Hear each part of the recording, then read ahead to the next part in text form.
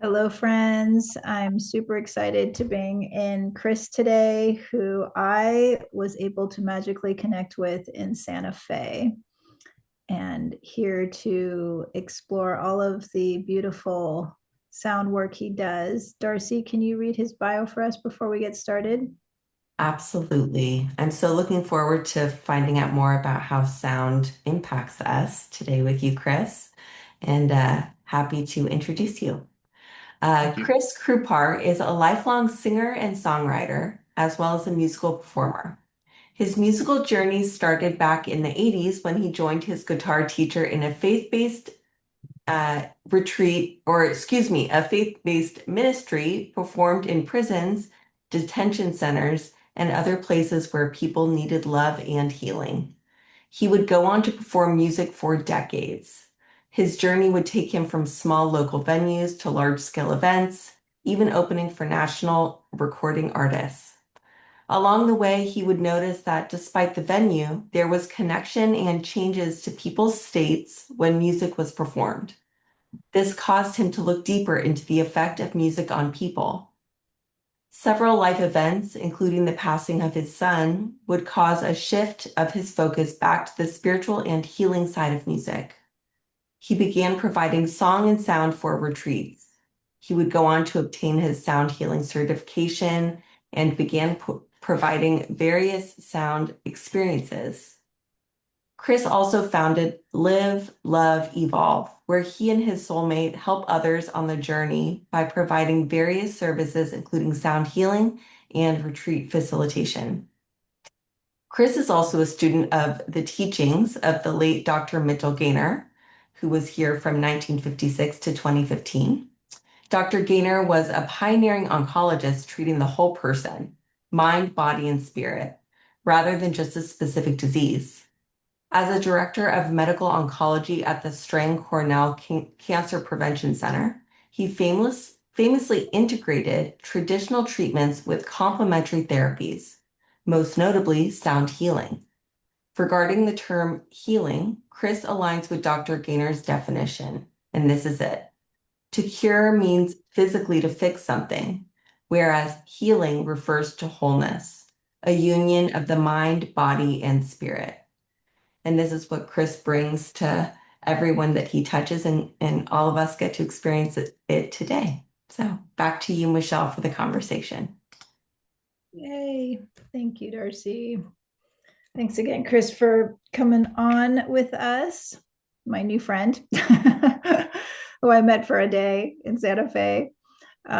Yeah, so for the audience out there, I had the opportunity to get to experience Chris's beautiful sound healing in a salt cave in Santa Fe, New Mexico, about a month or so ago.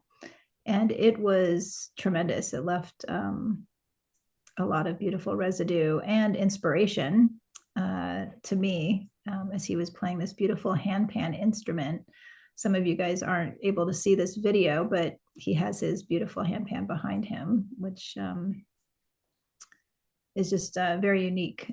So, Chris, I would love for you to start with us today about what inspired you to um, to utilize sound healing and all these beautiful instruments that you've brought together. Because I've never been to a sound healing that has the handpan. I mean, you were so interactive. I don't even know what you were doing because I was in my own trance, but you really brought in a lot of different sound frequencies with different instruments and just like how you curated that over the years, because I'm guessing that this wasn't just something that happened overnight for you.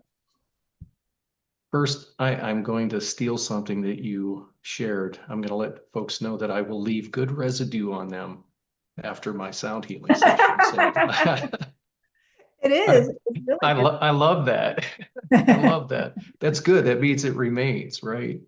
Um, yeah, music and sound as healing, and where I am at with that these days is really sort of coming full circle. So I started off, with a inexpensive guitar and started taking lessons many years ago, back in the late 70s, and wanted to be a rock star, and managed to play in my first band at 14 years old, and stood up in front of a few people in a little place outside of Pittsburgh, Pennsylvania. But then, as it says in my bio, I was asked by my guitar teacher to join his band, and this was sort of the earlier days of what they were calling Christian rock back in those days. And we would go out and play music, inspirational, faith-based music, and do so in environments that were, people were not in a good way, right? As the bio mentions, I was playing in prisons, detention centers, and so forth and so on. But what I would notice, eventually you get over the rock star thing, I suppose. I know we look at some folks that have been performing for decades, national performing artists that seem like they never get over the thrill of being the star. But if you just stop for a moment and set aside your ego when you are performing and presenting music, you really do begin to see it affect people. And you begin to realize that when they're all staring forward and they're all swaying together and their lips are all moving in unison to the words of the song, it's really not about you, the performer. It's that you've helped usher these people away from the world and into some space or state that is away from everything. And I would notice this more and more as I matured and got older and my ego subsided in the whole performing arts world. Um, and then, but still, I would go on to perform popular music. I've done everything from run house bands for casino resorts to you name it, and yes, opened up for some national touring artists and all of that. But eventually, that kind of performing wears on you, and the voice isn't what it used to be, and you can't do 3 hour shows till 1:30 in the morning, 3 nights a week anymore. And so I would always joke and say that I retired so that it sounded like I had a career in music. And for the record, I've always held another day job. I had those parents that were terrified that I would be a starving rock star, right? And end out on the streets somewhere. So I always held a day job and performed on the weekends. And so basically, I stopped performing. I wound down doing a little bit of guitar work for some friends here that owned small little boutique wineries. So I would just bring the acoustic guitar and play until my voice gave out, and eventually was doing nothing. And then I attended a sound bath held by someone that's a long-term dear friend of mine, an accomplished musician, former lead timpanist for the Philharmonic here in New Mexico. And I felt something. And I went in completely blind, had no idea what to expect. And the spiritual side of music to me was always about playing a specific type of faith-based music. But now I'm sitting in this space, I'm laying on a yoga mat with my eyes closed, and I'm feeling things that sort of defied explanation. And for 2 years after that, I was just someone who went to sound baths on occasion for the healing aspect of it. It was actually when I first saw somebody play the handpan that something just clicked for me. And I thought, wow, wouldn't it be interesting to incorporate that into what is the more traditional sound bath? And for those of you that have not been to a traditional or don't understand the differences of sound baths, the most traditional type is if somebody's playing singing bowls of either the crystal variety, brass variety, and secondary to that typically would be gongs and the deep vibrational aspect of gongs. So I just started toying with the idea of things. I ordered my first handpan, and actually, as you experience in Santa Fe, I will actually play the guitar and sing some of my music, but that came a little bit later. And so I started to order some of the instruments, singing bowls, gongs, and chimes, and thought, well, that I would approach this melodically. I did seek out a sound healing certification, which was okay, and I'm glad I took that. That's where I learned about Dr. Gaynor and bought his books and began to study everything that I could absorb about Dr. Gaynor. And so, yeah, I thought, well, if I deliver sound and I do it in a melodic way and I lean back into my years of experience as a musician, I felt that I could take people on a journey other than just an hour of deep vibrational work, that I could melodically take them places and help them to kind of separate from the world, leave things behind, and help them to achieve that balance of healing in that way. And so this thing kind of started for me as a spiritual thing, and it's now come back around to something spiritual for me, but just in a different way. It's a definitely a unique, it's a totally different experience when you're not using the traditional crystal bowls in a sound healing, that you're using these hand pans coupled with some of these other instruments that you were using, and using your voice. I think that's actually underutilized. I mean, you have, and you write your own music too, right? Yes, So I yes. remember hearing, like, the words that you were speaking were so beautiful, and flowing. Do you still perform today? Uh, yeah, I'm doing sound baths on a regular basis, and I'm starting now to take the original music and looking for opportunities to sort of reduce the instruments just to the handpan and a couple of other accompaniment instruments on my guitar, and actually uh, singing the original song. So 3 weekends ago, I did 3 separate 1 hour sets at what was called the Corrales Healing Arts Festival in Corrales, New Mexico.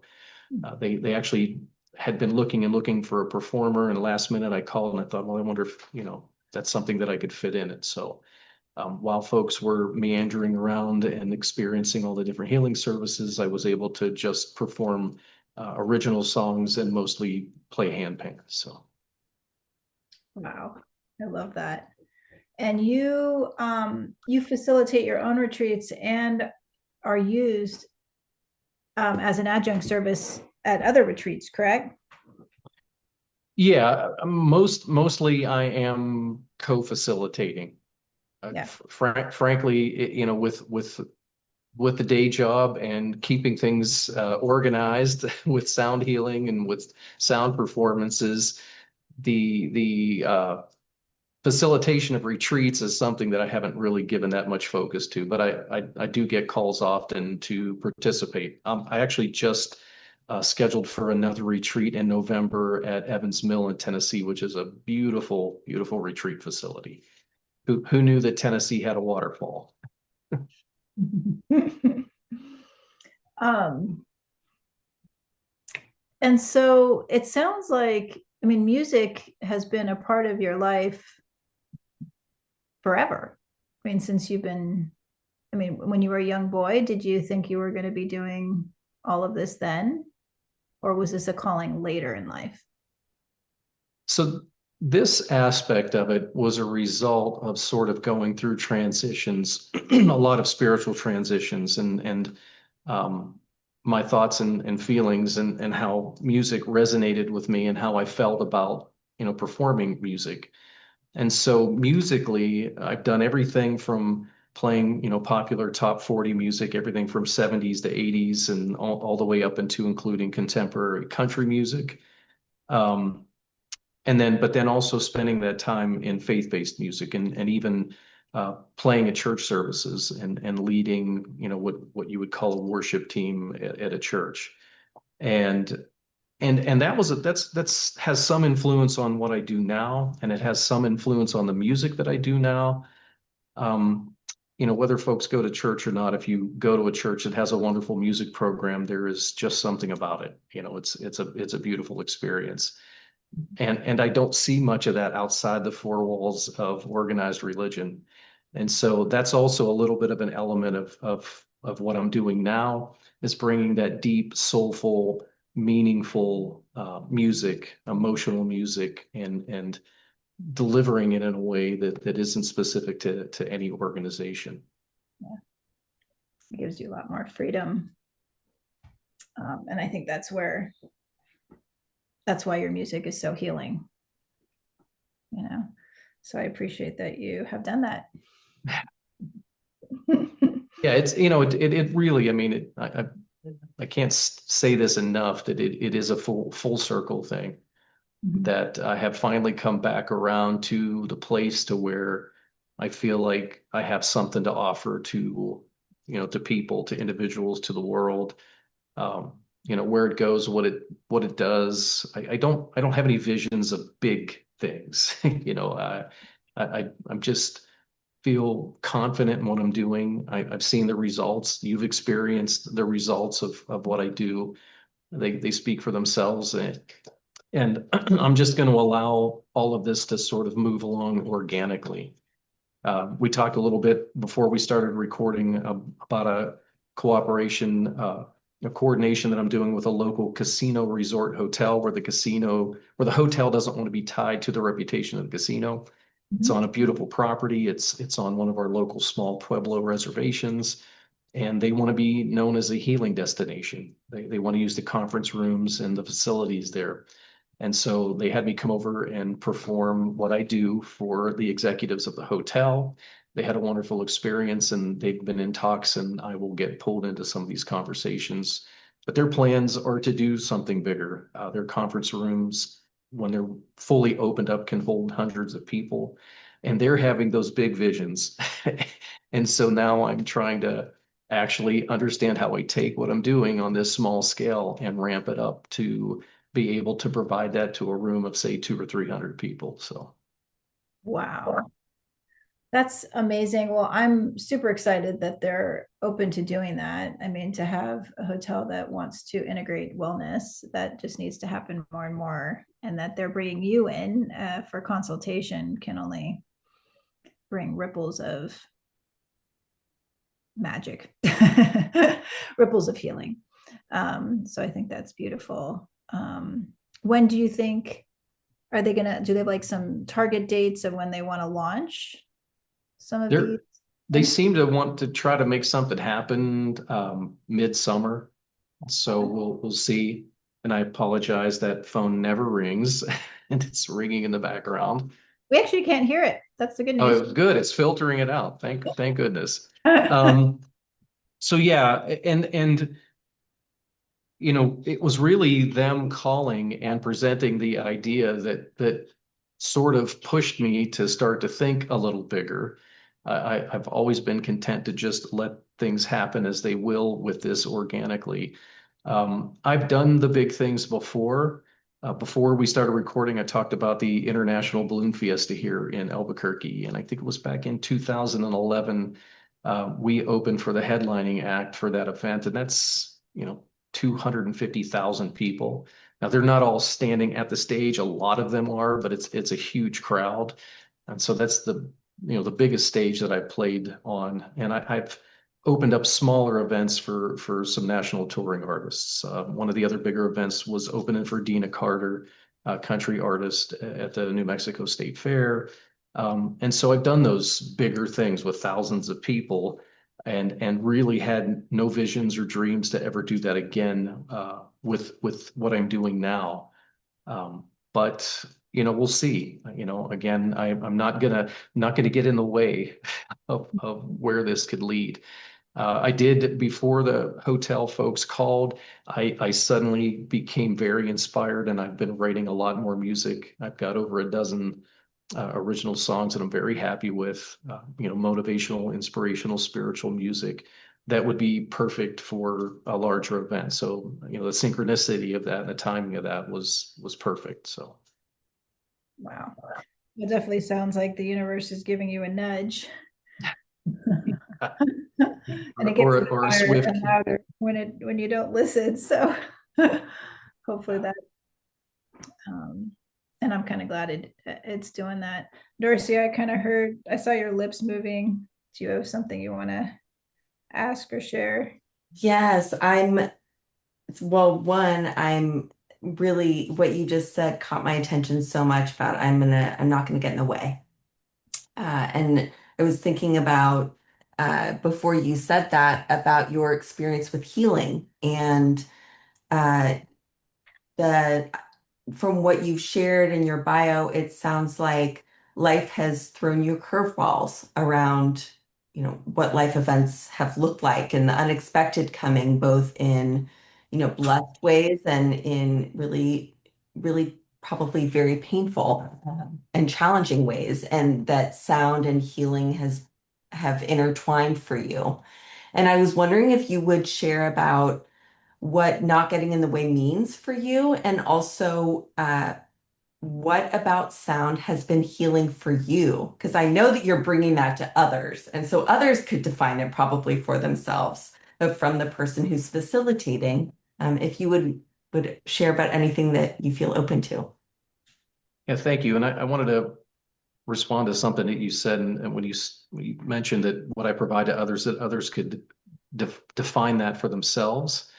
I all that I've studied and all that I've learned, and I certainly am always willing to talk about what I have gleaned from my studies of Dr. Gaynor, because his books are his main book, The Sounds of Healing, is sort of my sound Bible, my practitioner Bible. But I don't even when I'm doing a sound bath, I don't go out of my way to offer too much detailed explanation of what somebody can expect, because it's something different for everyone.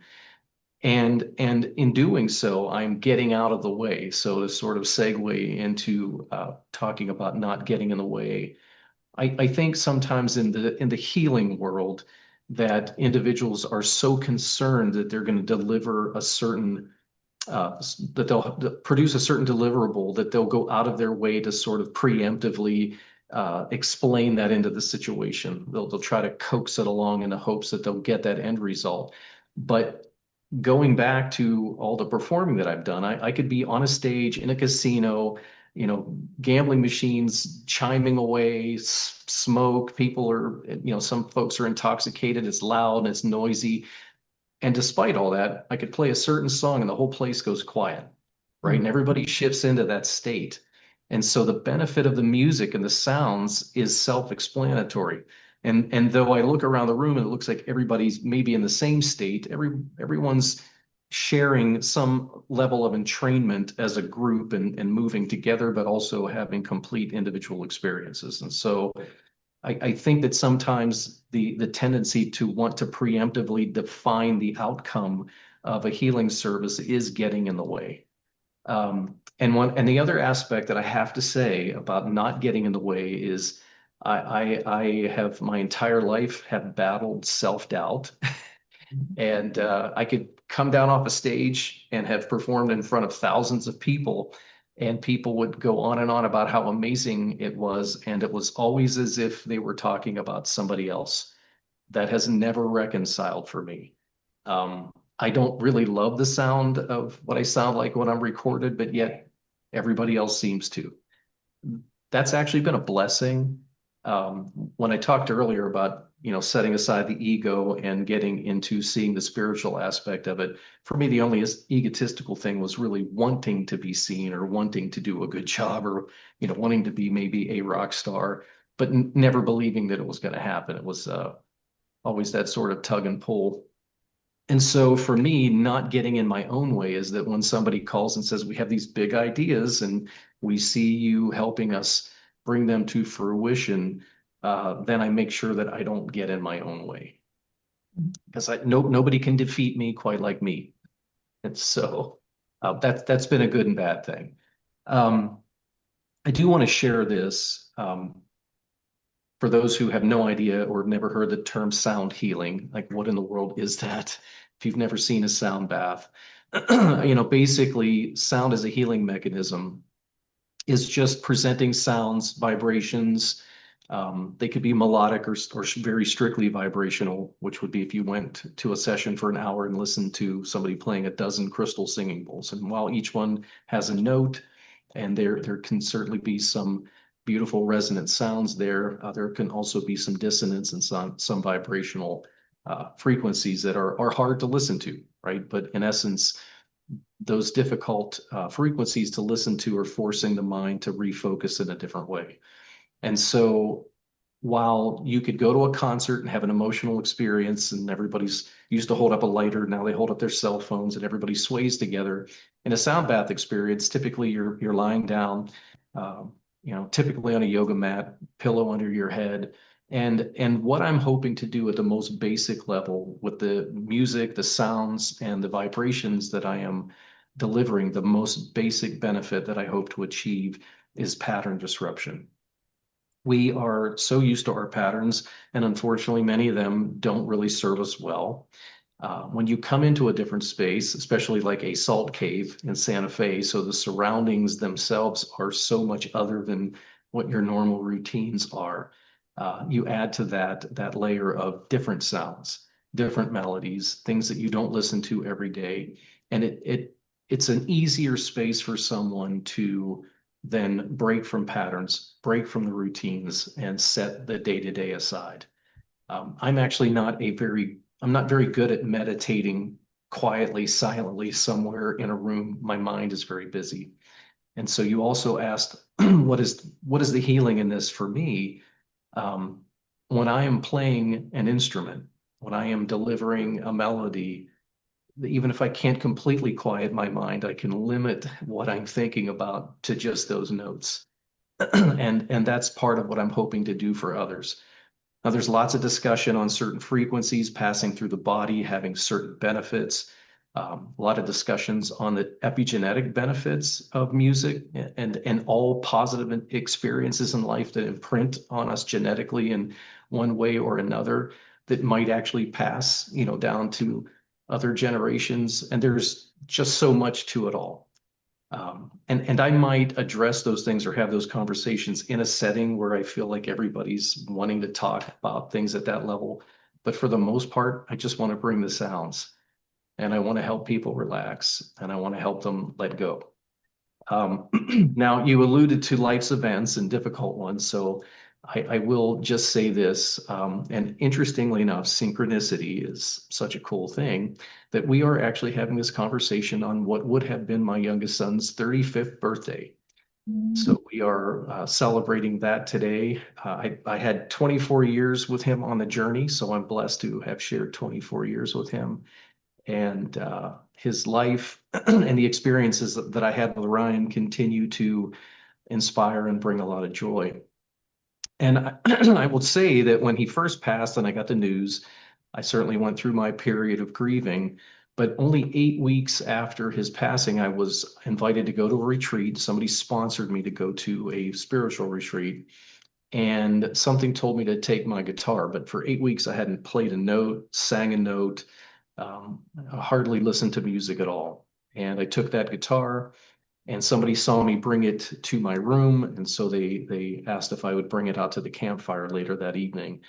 And just 8 weeks after my son's passing, I sat there with a group of people and just singing popular songs around a campfire. I helped all of us, including myself, go to a different space, to a different place, and immediately felt the healing.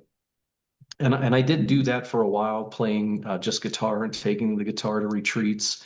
That was kind of the basic beginnings of where I'm at with all of this today. Thank you for sharing that. Thank you. I feel him. I feel I celebrate him today. That's beautiful. He and I actually connected through music after his passing in the most incredible way. There's a song called Fireflies. It's by a band called Owl City. And the first time I heard it on the radio, I immediately thought of Ryan. He was still alive at the time. He was living in Myrtle Beach with his mother. And a couple of days later, he calls me and asked me if I heard the song. And I said, yes. And he goes, well, every time I hear that song, I think of you. So we made an agreement that anytime we heard the song, that was our connection across the distances. And then when we heard it, we were together. So the winter after he passed, I was at a local mall where he frequented here when he lived with me. And I came up an escalator and was walking towards the American Eagle store.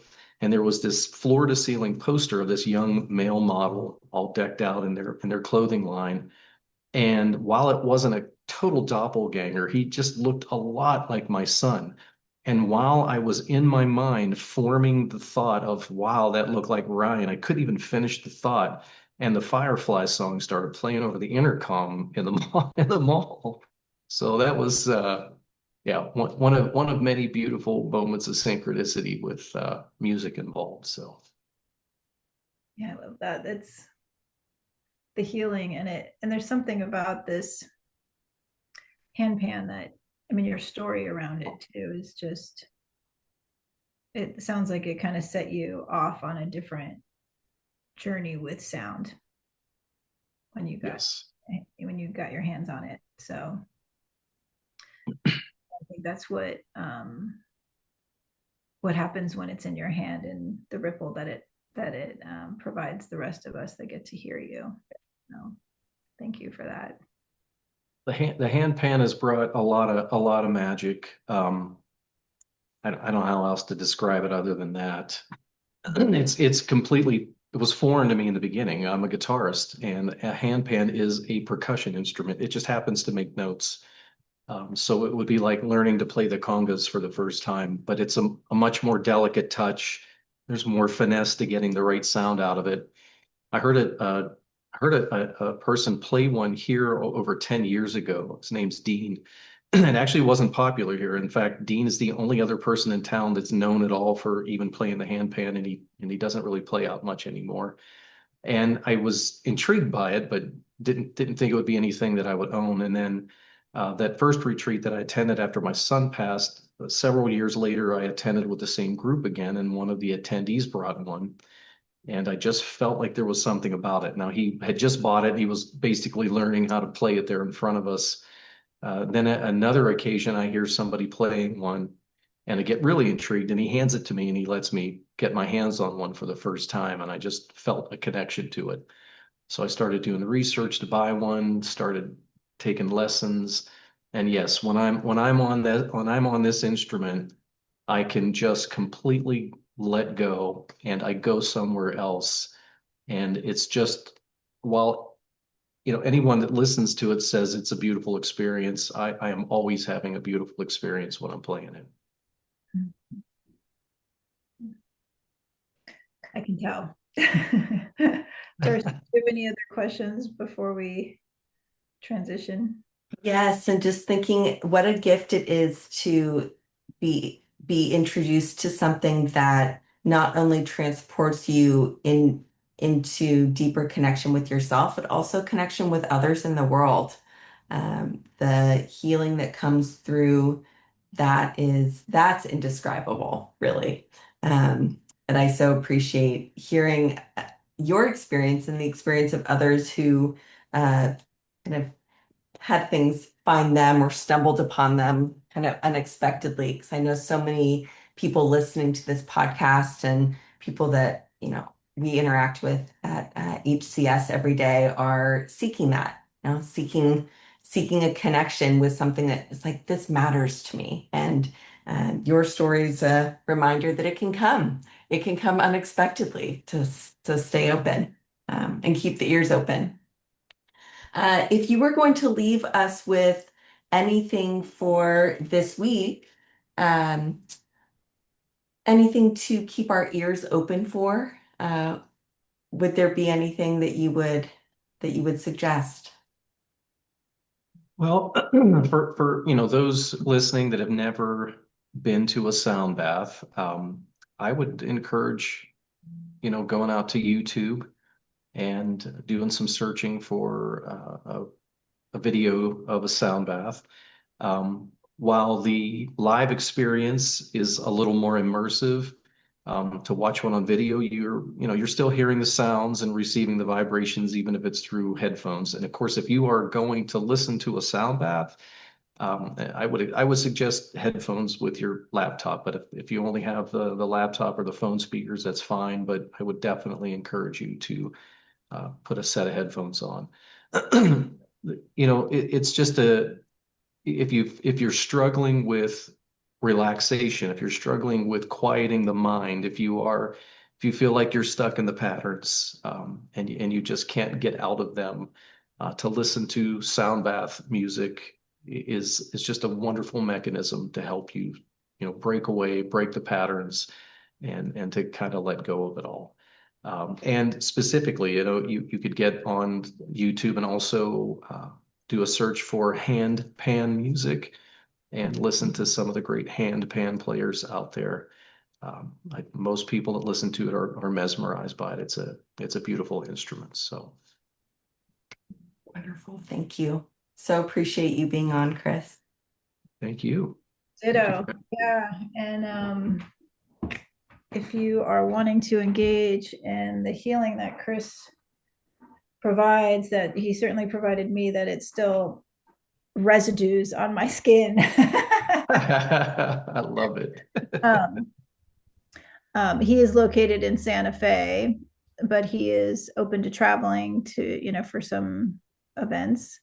Um, and I'm guessing, I'm not guessing, I'm knowing we will be putting your information below, like your website and stuff, so that people can track you. Cause I know you're a facilitator, a co-facilitator of retreats and such. So Yes, and we have wonderful places to do that here in New Mexico. We have fantastic places. So yeah, if if anyone wants to reach out and would like to talk about having a retreat here and have a sound bath and other healing modalities integrated into that, I would be more than happy to talk about that and help to facilitate something. So that's amazing. Yeah, there's so many people that want to curate and they don't know what to do. So it'd be great to just reach out to you and co-create something together. I love that. I love the collaboration. Well, thanks again for joining us. See you next time.